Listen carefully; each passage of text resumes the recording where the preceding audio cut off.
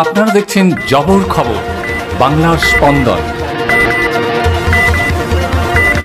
বারুইপুরের Champahati panchayat voter বেড়ে গেছে, এ নিয়ে চূড়ান্ত মিথ্যাচার এবং কুৎসা করছে বিজেপি। তারা বলছে তৃণমূল করেছে। বাস্তব হচ্ছে এই অনুপ্রবেশকারীদের বিষয়টা, যারা অবৈধ অনুপ্রবেশকারী, এটা রাজ্যের আওতায় পড়ে না। সীমান্তটা পাহারা দেয় বিএসএফ। সেখান থেকে গাফিলতি আছে বলে অনুপ্রবেশকারী ঢুকছে, এবং আমরা সতর্ক বলে, রাজ্য সরকার সতর্ক বলে, রাজ্য প্রশাসন সতর্ক বলেই কিন্তু এটা ধরা পড়ছে যে কে কোথাও যদি ভোটার লিস্টে উঠে যায়। এটা বিজেপি এখন শাক দিয়ে মাছ ঢাকার চেষ্টা করছে। আসল সমস্যাটা হচ্ছে ফিজিক্যাল ভেরিফিকেশন ছাড়া ইসি কে সেটিং করে কেন্দ্রীয় এজেন্সি একটা নতুন মডিউলে এরা এইভাবে বহিরাগতদের নাম তুলছে। এরা কিন্তু এই অন্য রাজ্যগুলোর পর, মহারাষ্ট্র বা অমুক রাজ্যগুলোর পর বাংলাকে টার্গেট করে ভোটার তালিকায় কারচুপি করছে। ফিজিক্যাল ভেরিফিকেশন নয়। কে ধরলো? রাজ্যের প্রশাসন ধরছে।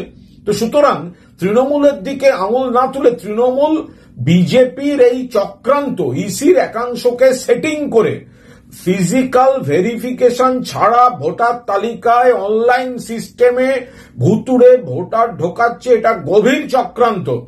এটা মাননীয় মুখ্যমন্ত্রী সরব হয়েছেন, প্রতিবাদ করেছেন, আমাদের সকলকে নজর রাখতে বলেছেন।